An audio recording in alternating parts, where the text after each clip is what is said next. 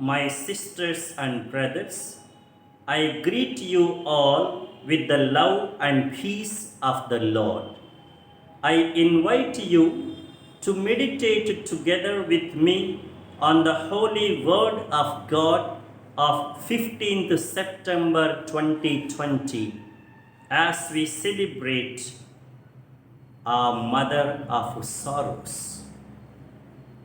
The focus of our reflection: passion leads to compassion.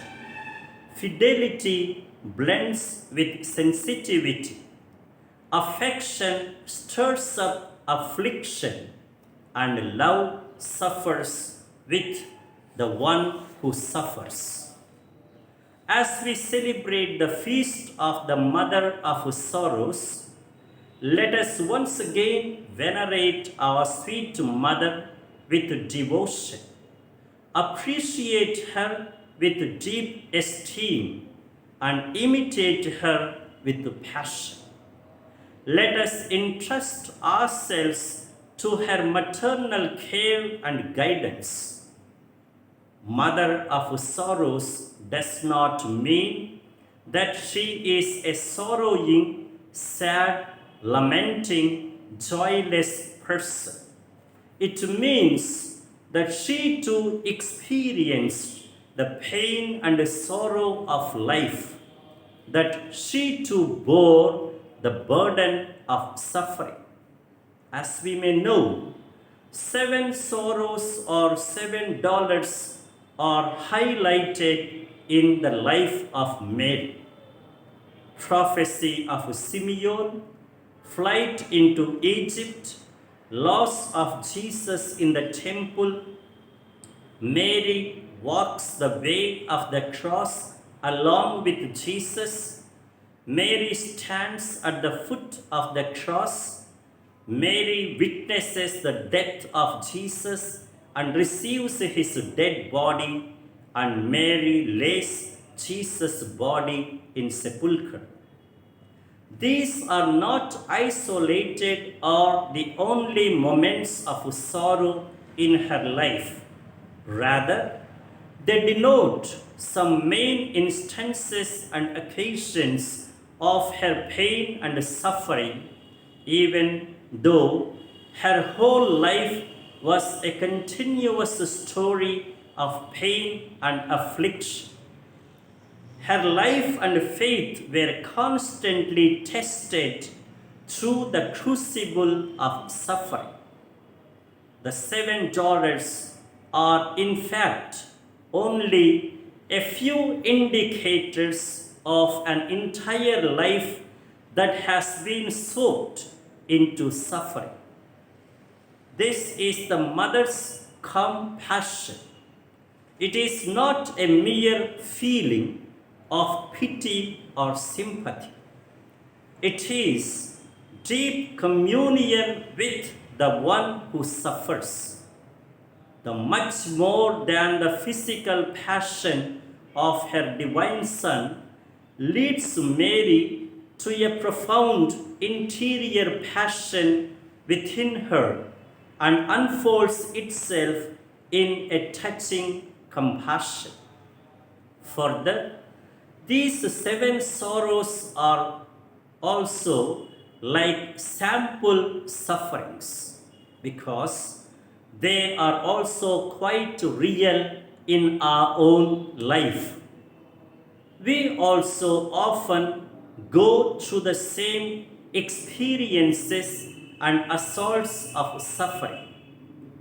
The 7 sorrows manifest clearly the suffering lot of any and every human as being confronted with the very same situations and experiences, such as the fear of the future, of the impending danger of death, of separation from the loved ones, of encounter and accompaniment with the suffering innocent, of witnessing the pangs of pain of the most beloved, of bearing with the hardest reality of the beloved's death.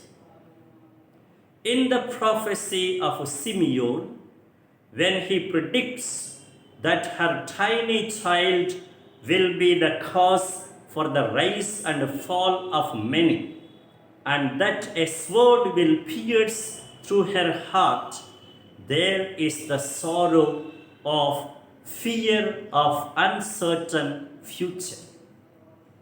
In the escape to Egypt of young Mother Mary with her little Jesus and husband to protect the child from the cruel Herod, we see the sorrow of protection from impending danger of death.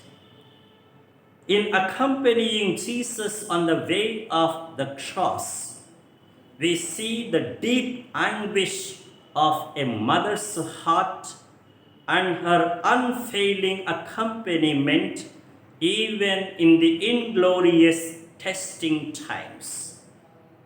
In standing at the foot of the cross on Calvary, there is the unshakable faith, solidarity, and courage to be loyal even in the most disgracing moments. And in witnessing the death of her most beloved son in pangs of pain and desperation, we see the sorrow of sharing and bearing silently the painful loss of the most precious. In holding the dead body on her holy lap and consigning to the tomb, we see the sorrow of an irreversible separation from the loved ones. Thus, this feast of the Mother of Sorrows, or $7, can be a great fount of comfort, consolation, encouragement, and hope for us. She who went through immense pain and suffering will certainly understand and empathize with all the suffering lot. One who herself suffered will certainly understand our struggles and fears. One who experienced the pains of life and bore them will certainly accompany us and alleviate our own suffering. Mother, passionate with love for us, is also compassionate towards us. So, she will be our refuge and strength and guidance. And now the direction and the directive for our life. As a worthy fruit of this feast of the Mother of Sorrows, 3 things can stand out as directions for us. 1. Seek her refuge and aid. Intercede to her in our own times of need and suffering. 2. Take inspiration and guidance from her to respond to our sufferings and difficulties, not in frustration and hopelessness, but in courage, surrender, and hope. 3. To be compassionate like Mary to those who suffer and are in need. May the Mother of Sorrows ignite our passion for God and compassion for others.